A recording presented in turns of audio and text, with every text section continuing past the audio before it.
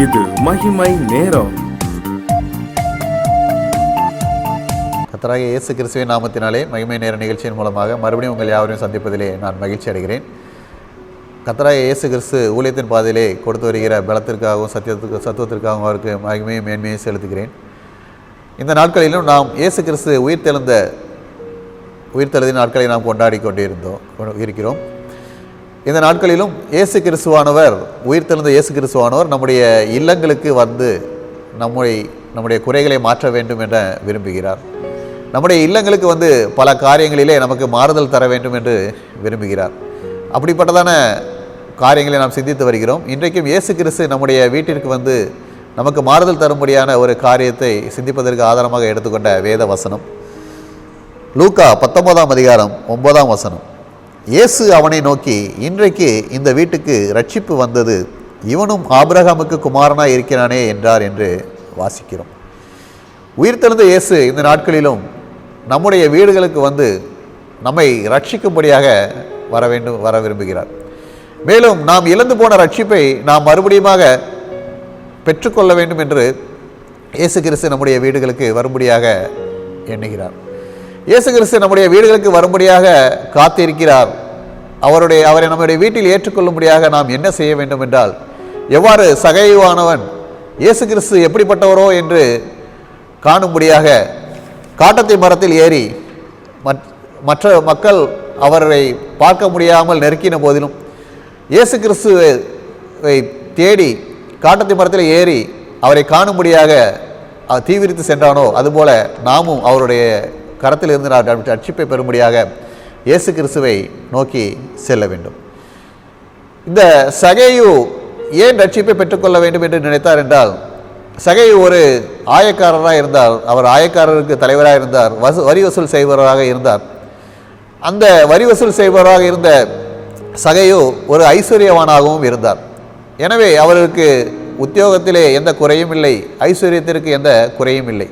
ஆனாலும் அவருடைய வீட்டிலே நிறைவில்லை, ஒரு குறைவு காணப்படுகிறது. அந்த குறைவு என்ன என்று அவருக்கு தெரியவில்லை. அந்த குறைவை நிறைவாக்க இயேசு கிறிஸ்துவால் முடியும் என்பதை மற்றும் அவர் அறிந்திருந்தார். அந்த குறைவை இயேசு கிறிஸ்து நிறைவாக்குவார்.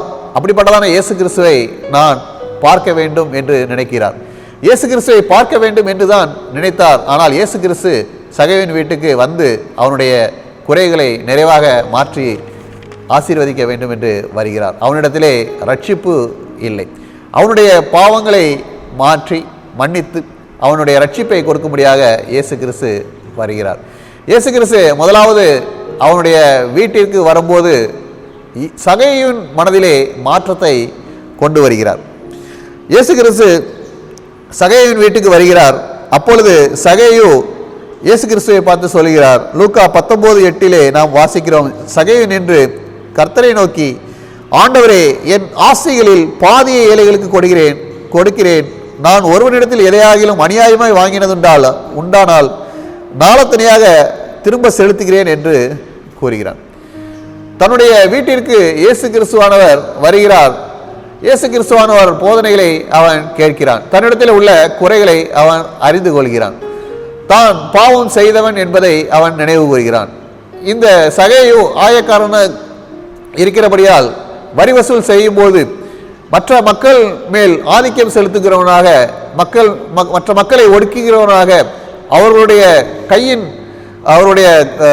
பொருளாதார சூழ்நிலை அறியாமல் அவர்களிடத்திலே வலுக்கட்டாயமாக அவரிடத்திலே வாங்குபவனாக காணப்பட்டான்.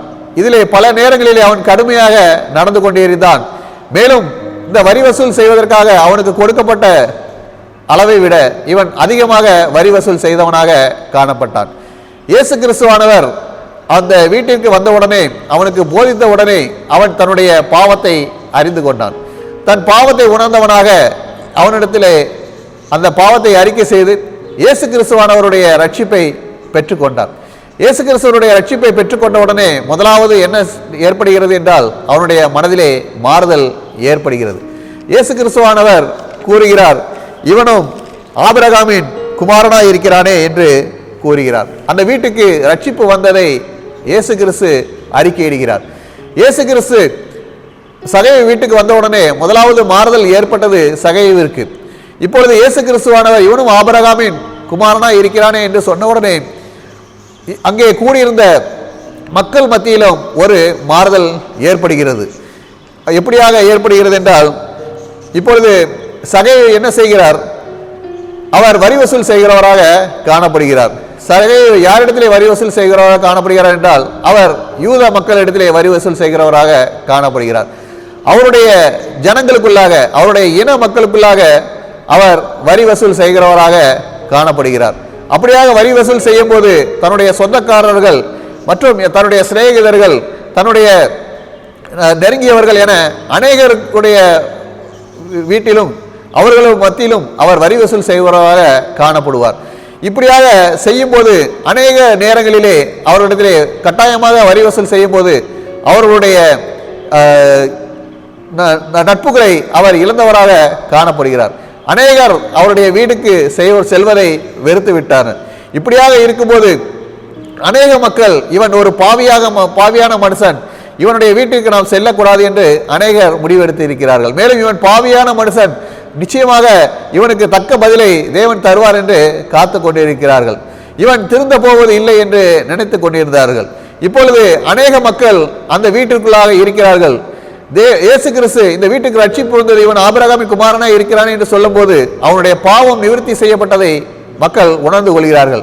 மேலும் சகேயுவினுடைய வார்த்தைகளை அவர்கள் கவனித்து பார்க்கிறார்கள். நான் யாரிடத்திலாவது வாங்கினது உண்டானால் அதை நாளத்தனையாக திரும்ப தருகிறேன் என்று சொல்கிறான். என்னுடைய ஆசையிலே பாதியை விட்டு ஏழைகளுக்கு கொடுக்கிறேன் என்று சொல்கிறான். அவனுடைய மனதிலே ஒரு மாற்றத்தை கொடுக்கும்படியாக இயேசு கிறிஸ்து வந்தார். அப்படிப்பட்டதான மாற்றத்தை சகையை பெற்றுக்கொண்ட உடனே அவனுடைய மனதிலே ஏற்பட்ட மாற்றத்தை மக்கள் பார்த்து கொள்கிறார்கள். எனவே இதுவரை அவனை புறக்கணித்திருந்த மக்கள் அவனை ஏற்றுக்கொள்ளும்படியாக அந்த ரட்சிப்பு அவனுடைய வீட்டுக்குள்ளாக கடந்து வருகிறது. அனைவருக்கும் ஆச்சரியமாக இருக்கிறது. இது போலதான் நம்முடைய வாழ்க்கையிலும் நாமும் பல நேரங்களிலே ரட்சிப்பை இழந்தவர்களாக காணப்படுகிறோம். பல சூழ்நிலைகளிலே உலக பிரகாரமான காரியங்களிலே நாம் சென்று ரட்சிப்பை இழந்தவர்களாக காணப்படுகிறோம். இயேசு கிறிஸ்துவானவர் நம்முடைய வீடுகளுக்கு வந்து நமக்கு ரட்சிப்பை கொடுக்கும்படியாக காத்திருக்கிறார். நாம் அவருடைய வீட்டுக்கு வரும்படியாக இயேசு கிறிஸ்து இருக்கிறார். நாம் எப்படிப்பட்டவர்களாக காணப்பட வேண்டும் என்று நாம் பார்ப்போமானால், சங்கீதம் 62:1 வாசிப்போமானால், தேவனையே நோக்கி என் ஆத்துமா அமர்ந்திருக்கிறது, அவரால் என் ரட்சிப்பு வரும் என்று கூறப்படுகிறது.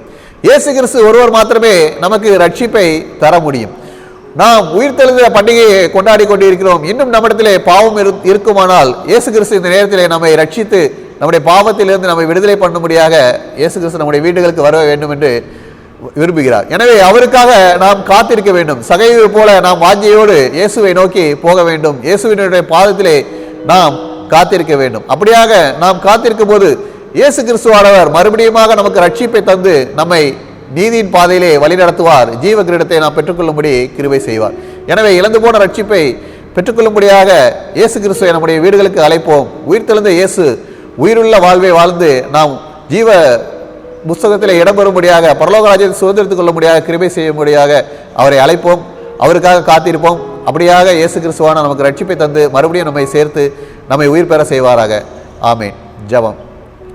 இயேசுவே, அந்த நாளிலும் நீர் உயிர்த்தெழுந்து எங்களுடைய வீடுகளுக்கு வந்து எங்களை ரட்சிக்கும்படியாக வந்திருக்கிறீர். நாங்கள் ரட்சிப்பை இழந்து இருப்போமானால் நாங்கள் மறுபடியும் ரட்சிப்பை பெற்றுக்கொள்ளும்படியாக உண்மை எங்களுக்கு வீடுகளுக்கு அழைக்கிறோம். நீர் எங்கள் வீடுகளுக்கு வந்து இழந்து போன ரட்சிப்பை நாங்கள் பெற்றுக்கொள்ளும்படியாக கிருபை செய்ய வேண்டுமா? இயேசு கிறிஸ்துவின் மூலம் ஜெபிக்கிறோம் நல்ல பிதாவே. ஆமேன்.